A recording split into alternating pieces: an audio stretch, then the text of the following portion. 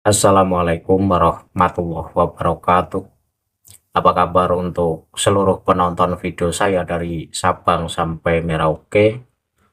Semoga selalu diberi keberkahan rahmat, dimudahkan segala urusannya, dimudahkan rezekinya, serta diberi hidayah oleh Allah Subhanahu wa Ta'ala untuk orang-orang yang belum mendapatkannya. Kembali dalam video kali ini, saya akan membaca kitab Tasbitul Fuad, terusan dari video yang kemarin, yang mana dalam kitab Tasbitul Fuad halaman 270 ini ada satu pernyataan dari Habib As-Sakop yang nyata-nyata menghina dan merendahkan kepada seluruh muslim. Bahkan tidak hanya muslim di Indonesia saja, tetapi seluruh muslim di dunia ini direndahkan derajat dan martabatnya oleh Habib As-Sakop. Nah, cerita dari Habib As-Sakop atau pernyataan dari Habib As-Sakop ini kemudian ditulis dalam kitab Tasbitul Fuad halaman 270.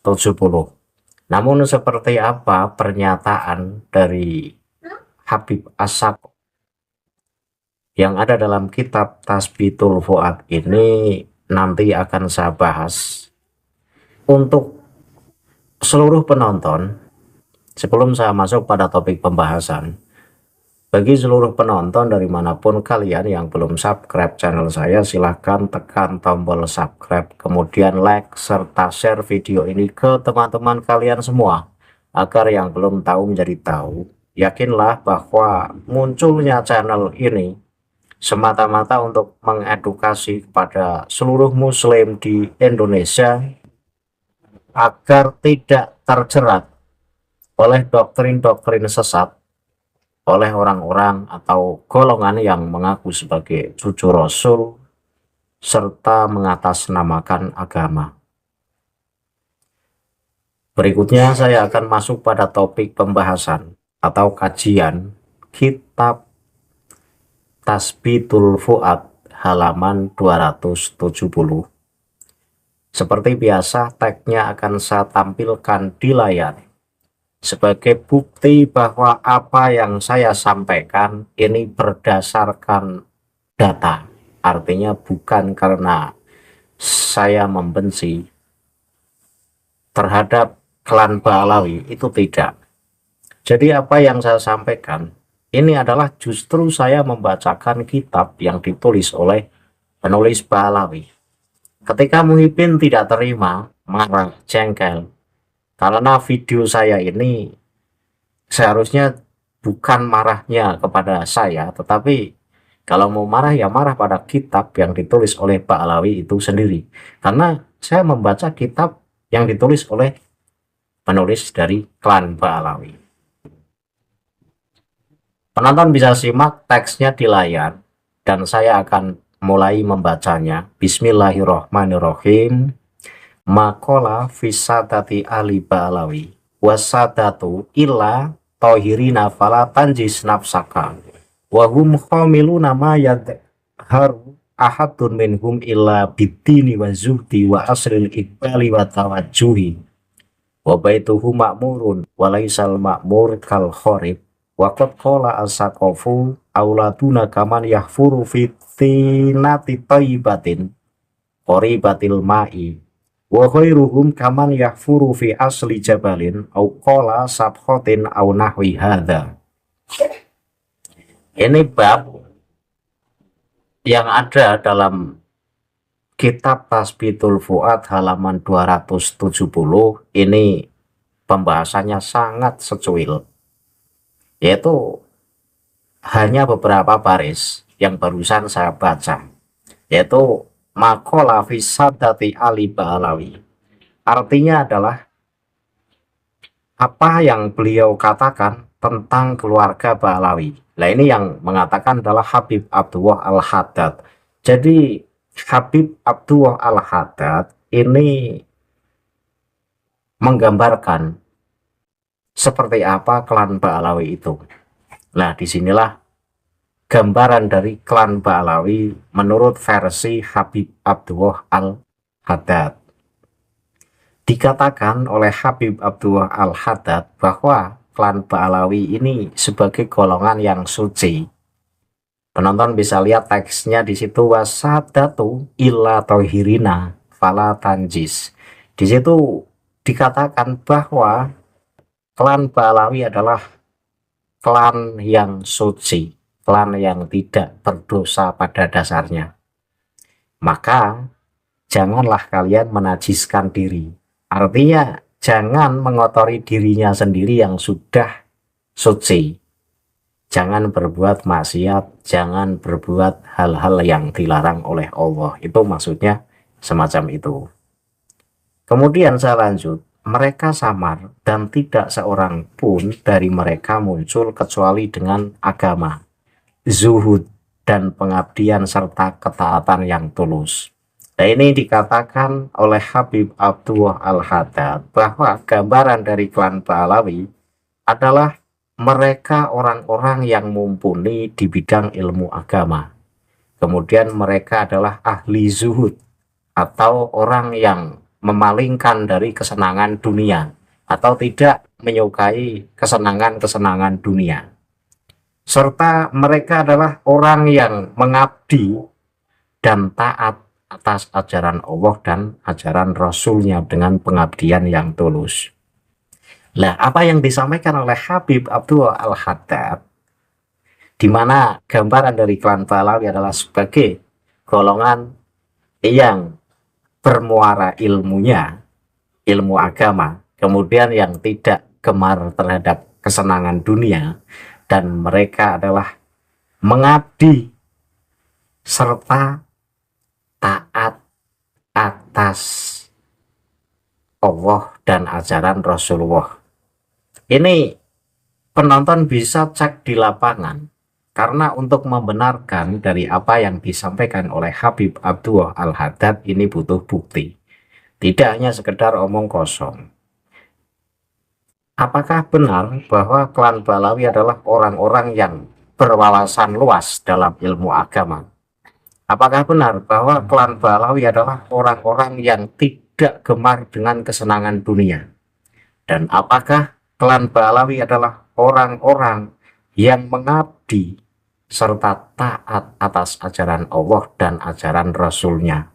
Nah, untuk membenarkan atau menyalahkan dari apa yang dikatakan oleh Habib Abdullah Al-Haddad, ini kita bisa cek di lapangan. Seperti apa Habib Ba'alawi yang berada di Indonesia. Ya, ketika mereka hobinya ndawir, meminta dengan paksa.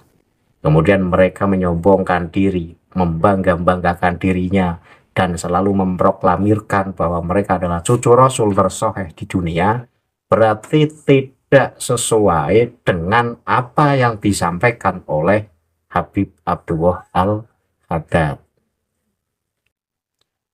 Kemudian dilanjut, rumah mereka adalah rumah yang makmur.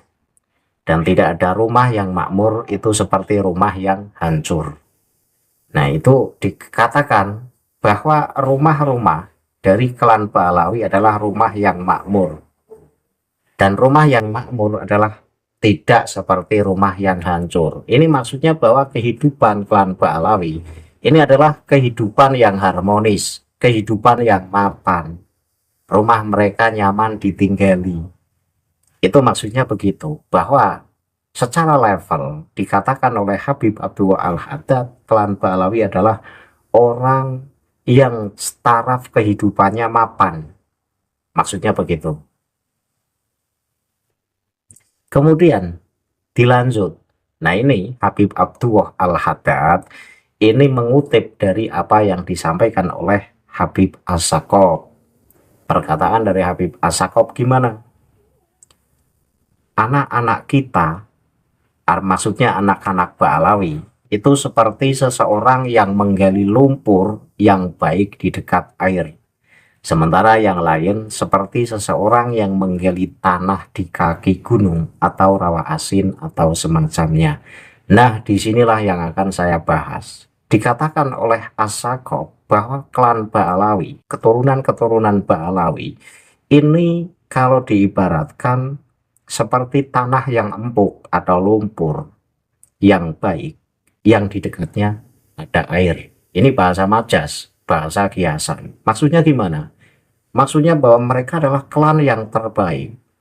Andaikan tanah yang berlumpur itu digali, kemudian dijadikan sumur, kemudian dari sumur memancar mata air, tentu akan melimpah mata air yang jernih dari sumur tersebut. Ini pengibaratan, ini bahasa majas. Jadi secara pemahaman bahwa mereka memproklamirkan klan mereka adalah klan yang bermuara ilmunya, karena diibaratkan mereka itu ibarat tanah berlumpur yang baik yang di dekatnya sumber air. Artinya ketika tanah itu digali kemudian dijadikan sumur, maka akan memancar mata air yang sangat jernih dan melimpah dari sumur tersebut.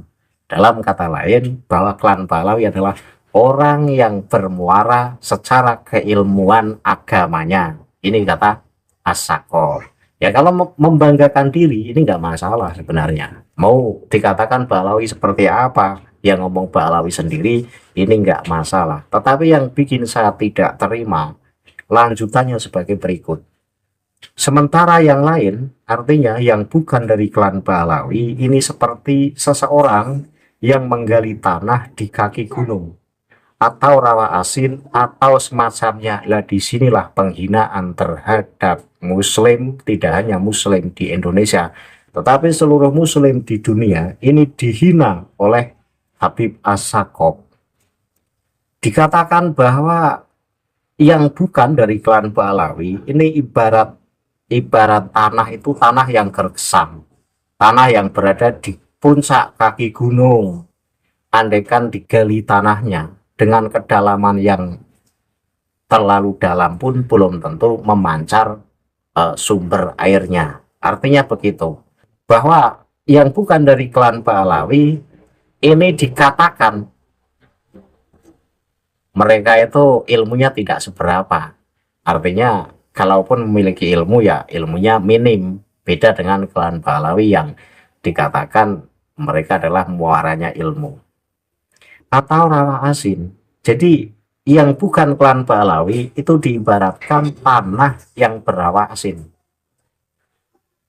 Nah, maksudnya gimana? Maksudnya tanah yang berawa asin ini andaikan tanah itu digali kemudian dijadikan sumur dan dari dalam sumur itu memancar mata air yang rasanya asin, ini tidak layak dikonsumsi. Artinya yang bukan dari klan Ba'alawi andaikan berilmu pun ilmunya tidak layak dikonsumsi secara umum. Dalam kata lain, As-Sakop ini mengunggulkan klan Ba'alawi dan mengatakan bahwa klan Ba'alawi sebagai klan yang bermuara secara keilmuan agamanya.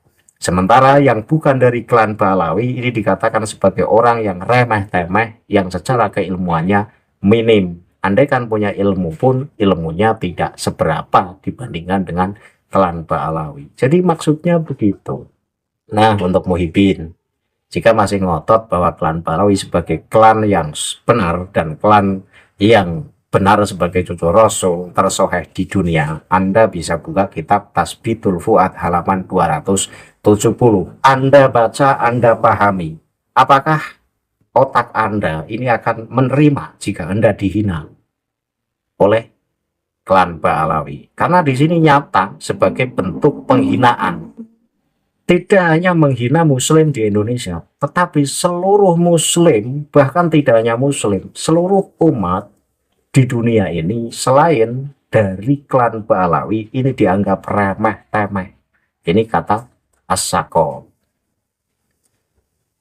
Nah, jika Ba'alawi mengklaim sebagai ulama, wali kutub, ilmunya bermuara, tentu ajaran ulama ini tidak semacam ini, karena ulama ini selalu mengajarkan bahwa manusia itu dituntut untuk selalu rendah hati, tidak membangga-banggakan dirinya dan tidak menyombongkan atau membusungkan dadanya. Nah, ketika orang yang gembar-gembor mengaku sebagai ulama, mengaku sebagai orang yang ilmunya bermuara, kemudian mengaku sebagai cucu Rasul tersoheh di dunia, tapi kelakuannya tidak mencerminkan dengan ajaran Al-Quran maupun ajaran Rasulullah, ini perlu diteliti. Artinya apa? Artinya orang yang ajarannya melenceng dari Rasulullah dan juga melenceng dari ajaran Quran, kok masih dipercayai sebagai keturunan Rasul, ini kan kacau. Kacau.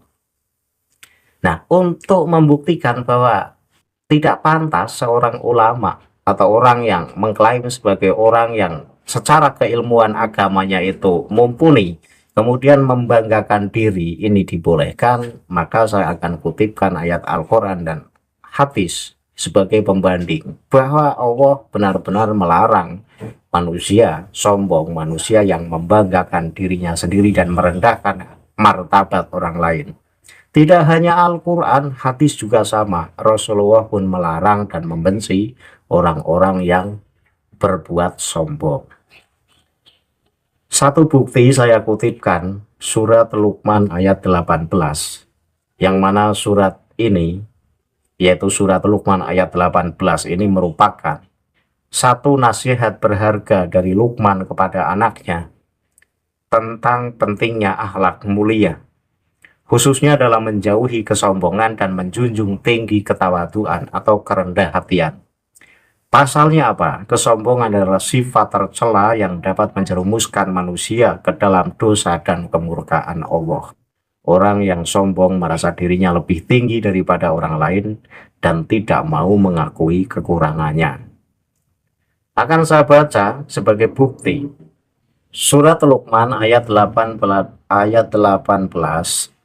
bunyinya sebagai berikut: wala tusair khaddaka linnasi wala tamsi fil ardi maroha innallaha la yuhibbu kulla muhtalin fakhur. Artinya, janganlah memalingkan wajahmu dari manusia karena sombong, dan janganlah berjalan di bumi ini dengan angkuh.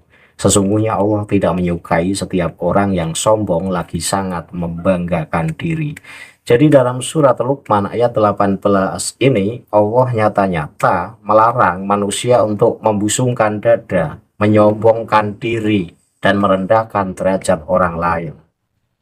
Karena Allah tidak menyukai setiap orang yang sombong lagi sangat membanggakan diri. Nah, ini jelas bahwa Al-Quran saja melarang manusia manapun menyombongkan diri dan membanggakan diri. Nah, ketika Ba'alawi yang mengklaim sebagai cucu Rasul tersoheh di dunia, nyata-nyata dalam kitabnya ini membanggakan klannya dan nyata-nyata merendahkan derajat orang yang bukan dari klan Ba'alawi.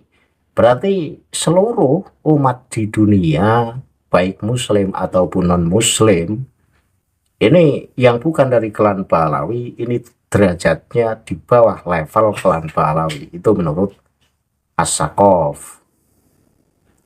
Dan ini sangat bertentangan dengan surat Luqman ayat 18 tadi.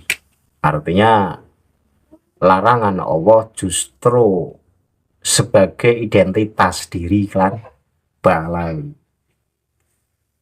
Kemudian, saya kutipkan satu hadis yang dimuat dalam kitab Muslim, hadis urutan nomor 91, di mana Rasulullah bersabda terkait larangan manusia menyombongkan diri. Bunyi hadisnya sebagai berikut: la yadkhulu al-jannata man kana fi qalbihi misqalu dzarratin min kibrin. Qala rajulun inna rajula yuhibbu ayakuna saubuhu hasanan wa na'luhu hasanatan. Qala innallaha jamilun yuhibbul jamal. Al-kibru batarul haqi wa khamtun nasi. Artinya apa? Artinya tidak akan masuk surga seseorang yang di dalam hatinya terdapat kesombongan sebesar biji sawi. Ya, sebesar biji sawi kesombongan ada dalam hatinya saja, tidak bisa masuk surga. Apalagi Ba'alawi yang sombong dan membanggakan diri itu sudah menjadi identitas klan mereka. Berarti kan mereka ya haram masuk surga. Ini kalau menurut hadis ini. Kemudian ada seseorang yang tanya kepada Rasulullah, bagaimana dengan seorang atau seseorang yang suka memakai baju dan sandal yang bagus? Kemudian Rasulullah menjawab, sesungguhnya Allah itu indah dan menyukai keindahan. Ini hadis yang mengatakan bahwa manusia ini pada dasarnya diperbolehkan memakai baju-baju yang mahal, memakai pakaian-pakaian yang bagus, memakai barang-barang yang mewah. Ini Rasulullah ini tidak melarang. Sepanjang menggunakan barang-barang yang mewah ini bukan dalam rangka menyombongkan diri. Ini boleh. Alasannya apa? Alasannya bahwa Allah itu indah dan mencintai hal-hal yang indah.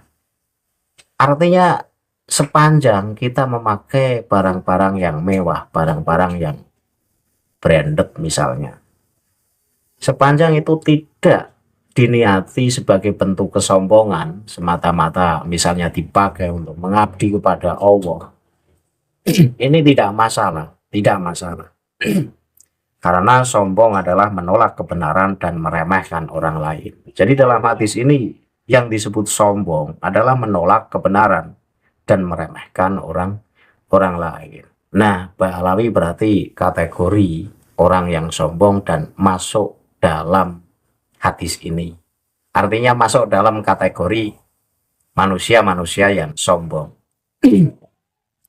Jadi kesimpulan dari kajian kitab Tasbitul Fuad halaman 270, di mana Habib Abdullah Al-Haddad itu menggambarkan seperti apa klan Ba'alawi, yang di situ digambarkan oleh Habib Abdullah Al-Haddad sebagai manusia yang paling mulia, manusia yang suci, manusia yang taraf kehidupannya itu makmur, berkah, ilmunya luar biasa. Ini kata Habib Abdullah Al-Haddad.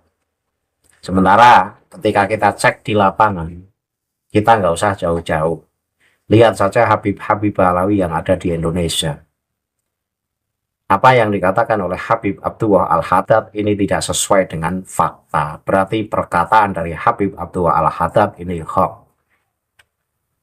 Kemudian yang tidak kalah mengagetkan untuk saya adalah perkataan dari Habib As-Sakop, di mana menggambarkan bahwa klan Ba'alawi adalah klan yang luar biasa, yang ilmu agamanya sangat bermuara. Sementara di situ menghina klan lain atau umat lain selain klan Ba'alawi. Yang dikatakan di sini dalam kitab Tasbitul Fuad halaman 270, pokoknya orang yang bukan dari klan Ba'alawi ini secara level itu ada di bawah klan Ba'alawi. Secara derajatnya, secara keilmuannya pun ada di bawah level Ba'alawi. Ini sangat jelas, ini sebagai bukti bahwa klan Ba'alawi adalah klan yang sombong dan suka membangga-banggakan diri.